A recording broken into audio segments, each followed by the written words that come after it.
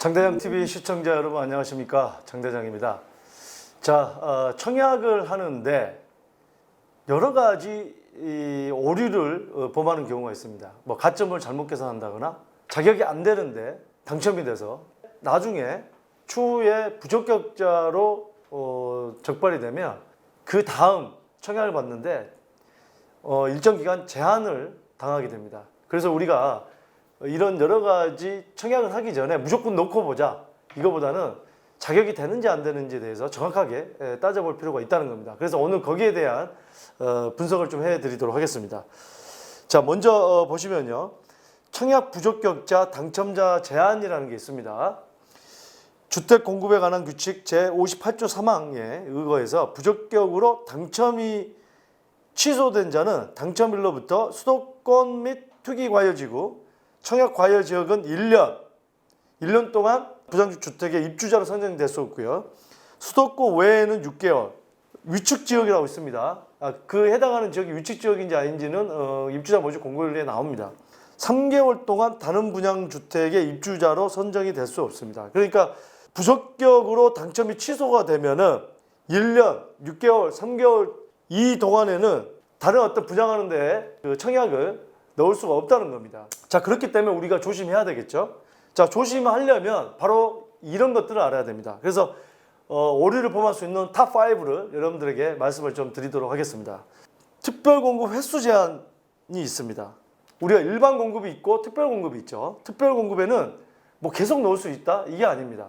주택 공급에 관한 규칙 제55조에 보면 특별 공급 횟수 제한 제35조에서부터 제49조까지의 규정에 따른 특별 공급은 한 차례에 한정하여 1세대 1주택의 기준으로 공급한다. 특별 공급은 한 차례에 한정하여 1세대 1주택으로 기준으로 공급한다. 평생 한 번밖에 못하는 게 특별 공급입니다. 자, 예를 들어서 신혼부부 특별 공급이 당첨되었던 사람이 나는 신혼부부의 특별 공급 당첨됐으니까 나는 이제 신혼부부만 안 하면 되겠지. 나를 처음 알겠어? 예. 변장하는 거죠, 변장. 화장을 아주 두껍게 해버립니다. 화장을. 당첨됐던 사람이 다자녀 가구 혹은 노부모 부양으로 해서 신청했는데 몰라볼 줄 알았지? 바로 부적격 처리가 됩니다. 화장을 아무리 진하게 해도 화장을 진하게 하면 또 못 알아보는 경우도 있더라고요. 저도 이제 방송 갈 때 한 번씩 메이크업을 하잖아요. 일주일에 한 번씩 제가 정기적으로 가니까. 그때 바로 핸드폰의 안면 인식에 안 먹는 경우가 있어요. 제가 그걸 보고서 이 화장의 기술이라는 게 얼마나 놀라운지 새삼 깨달았습니다. 속지 말자 땡땡빠레. 동일 세대 내에 중복 당첨. 제가 세대에 대한 그 분석을 방송을 한 적이 있습니다. 그러니까 세대 분리가 되는지 안 되는지 거기에 대한 영상도 참고를 하시고요. 자, 주택 공급에 관한 규칙 제28조에 보면 특별 공급의 노부모 부양, 투기과열지구 및 투기지역, 청약과열지역은 세대주만 신청이 가능하다. 그러므로 세대원 신청 시 부적격 처리가 된다.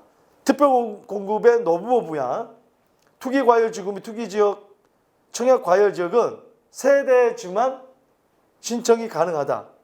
단 비규제 지역은 1인 1건이기 때문에 같은 세대에 있는 세대원이 1인 1건이기 때문에 비규제 지역은 신청이 가능하다.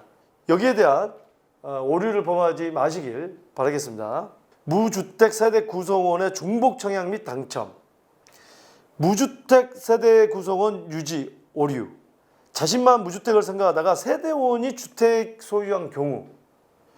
자, 무주택자로 인정되는 예외 조건이 있습니다. 주택 공급에 관한 규칙 제53조에 보면 만 6세 이상의 직계 존속이 소유한 경우, 만 6세 이상의 이 부모님이 같이 살아요. 그거는 내가 무주택자일 때 부모님을 봉양하는 거는 좋은 일이잖아요. 그렇기 때문에 이건 무주택으로 인정을 해주는 거예요. 다 이건 또 다릅니다. 뭐 종부세라든지 이런 거는 그런 세금에서는 또 65세 이상을 뭐 하는 거, 뭐 양도세는 뭐 10년 동안은 뭐 같이 인정해주고 막 여러 가지가 있습니다. 단 청약에서는 부모님을 모시고 있지만 직계 존속, 만 60세 이상 직계 존속이 주택을 소유했더라도 이거는 내가 무주택자면 무주택으로 인정을 해준다. 단 노부모 부양 특별공급의 경우는 해당되지 않는다. 노부모 부양 특별공급은 부모님을 모시고 있더라도 부모님도 무주택이어야 됩니다. 이 특별공급이기 때문에 그만큼 더 까다롭게 하는 거죠. 일반 청약이랑 노부모 부양 특별공급은 다르다. 전용 20제곱미터 이하의 주택 및 분양권. 여기서 중요한 거는 분양권도 청약할 때 이제는 주택수에 포함시키기로 했습니다. 얼마 전에. 하지만 전용 20제곱미터 이하의 주택이나 분양권 이렇게 지금 해석을 해야 됩니다. 네. 단 두 가구 이상은 제외. 단 한 채까지만 인정을 해준다. 전용 20제곱미터 이하의 주택이나 분양권. 공유 지분을 상속받으면 3개월 이내에 처분해야 된다. 이 기준은 부적격자로 통보받은 날로부터 3개월 이내에 처분을 하면 무주택자 간주를 해줍니다. 탑2 주택 공고에 관한 규칙 제54조 투기과열지구에 공급되는 주택 분양가 상한제 적용주택은 10년간 당첨일로부터 10년간 청약 재당첨이 제한이 되어 있고요. 청약 과열 지역에서 공급되는 주택 또 7년간 재당첨이 제한이 돼 있습니다. 자, 요 점 참고를 하시고요. 나머지는 투기과열지구내 정비조합은 5년간, 토지임대주택은 5년간, 이전기관 종사 특별공급주택, 분양전환 공공임대주택, 기타 당첨자는 과밀 억제권역의 85제곱미터 이하는 5년, 85제곱미터 초과는 3년. 자, 그 외에는 3년 연령. 자, 이거는 입주자 모집 공고일에 나옵니다. 공고 보면 그 기준을 참고해 보시면 될 것 같고요. 마지막, 자, 청약 가점에 대한 오류가 있습니다. 청약 가점, 이것도 굉장히 생각보다 많은데, 가점은 무주택 기간과 부양가족 수와 입주자 저축 가입 기간인데 이거를 계산을 잘못한 거예요. 자, 무주택 기간 계산 방법은 주택 소유한 적이 없다 그러면 청약자가 만 30세 이전에 결혼을 했다. 그러면 혼인신고일부터 무주택 기간을 산정하고요. 청약자가 만 30세 이전에 결혼하지 않았다. 그러면 만 30세 된 날부터 계산합니다.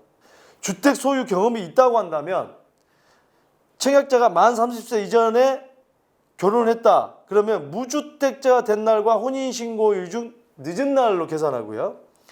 청약자가 만 30세 이전에 결혼을 하지 않았다. 그러면 무주택자 된 날과 만 30세 된 날 중 늦은 날로 계산을 하면 됩니다. 자, 또 청약 가점 오류 중에 부양가족 수에 대해서 오류가 많이 나오는데 부양가족 수를 본인까지 계산하는 분들 일단 있습니다. 예, 본인이 뭐 부양할 수는 있죠. 몸이 좀 안 좋으신 분들은 자기가 본인을 갖다가 어떤 케어를 한다고 생각하기 때문에 부양한다고 생각할 수 있지만 그건 본인 생각이고요. 자, 본인을 제외한 가족 수로 인정한다. 본인 제외한 가족 수. 자녀. 또 대부분 보면 배우자를 빼는 경우도 있습니다. 배우자랑 그렇게 사이가 썩 좋지 않아서 남으로 생각하는 경우가 있는데 배우자도 부양가족입니다. 두 번째로는 직계 존속, 직계 비속, 그러니까 부모, 자녀 인정을 합니다. 세 번째로는 배우자는 세대를 분리하여도 배우자가 주민등록을 다른 쪽으로 해도 같은 세대로 인정을 합니다. 각각의 직계 존속도 마찬가지입니다. 근데 이거를 가지고 그래서 예전에 위장이혼을 했죠. 위장이혼. 각각 주택을 소유하기 위해서 위장이혼을 한 경우도 많았죠. 부양가족에 제외되는 경우, 부양가족에서 제외되는 경우를 여기서 또 오류가 많이 나옵니다. 만 30세 이상의 미혼 자녀, 만 30세 이상의 미혼 자녀이지만 등본상에 1년 미만으로 등재되어 있어요.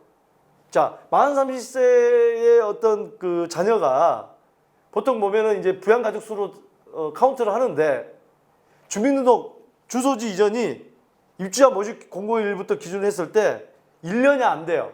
그러면은 부양가족 수에 안 들어갑니다. 그 손해겠죠. 나중에 뭐 부양가족 수도 가점이 중요한데. 자, 두 번째로 기혼한 자녀, 결혼한 자녀 또는 이혼한 자녀는 제외를 시킵니다. 결혼을 했거나 이혼한 자녀는 제외를 시킵니다. 세 번째, 동거인은 제외합니다. 형제도 제외. 그냥 법적인 부부가 아닌데 동거만 한다? 부양가족이 아닌 걸로 하여튼 청약에서는 그렇게 봅니다. 청약에서는. 형제도 내가 우리 뭐 동생 먹이 살리는데 그 부양가족이 아닙니다. 청약을 얘기하는 법적인 부양가족은 그런 게 아닙니다. 자, 네 번째 마지막. 직계 존속 3년 미만 등재 또는 직계 존속 세대주. 직계 존속을 부모님은 3년 이상 부양을 해야 부양가족수도 들어가고, 또 직계 존속이 세대주예요. 그러면은 부양가족수에 제외가 된다. 네. 결론을 보면은 최근에 5년 동안에 공동주택 청약 부적격 사유 탑 5를 보면은요. 자, 이런 경우가 있습니다. 가장 많은 게 청약 가점 56. 청약 가점을 잘못 기입을 한 거예요. 이게 46%라고요. 가장 많이. 재당첨 제한에 걸렸는데 또 청약을 넣은 거예요. 이게 한 42%. 이것도 굉장히 많네요. 무주택 세대 구성원의 중복 청약 및 당첨. 이게 4%. 동일 세대 내 중복 당첨. 자녀랑 나랑 같이 있게 넣었다. 동일 세대인데 이게 3%.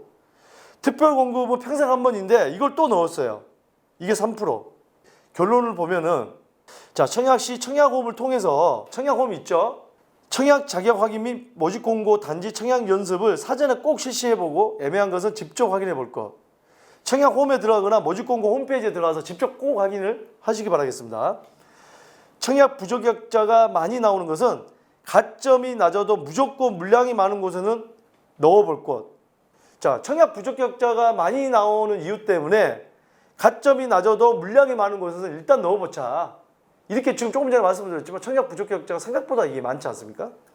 자, 반대로 자신 스스로도 좋은 당첨 기회를 날릴 수도 있는 것이니 꼭 미리 확인하시기 바랍니다.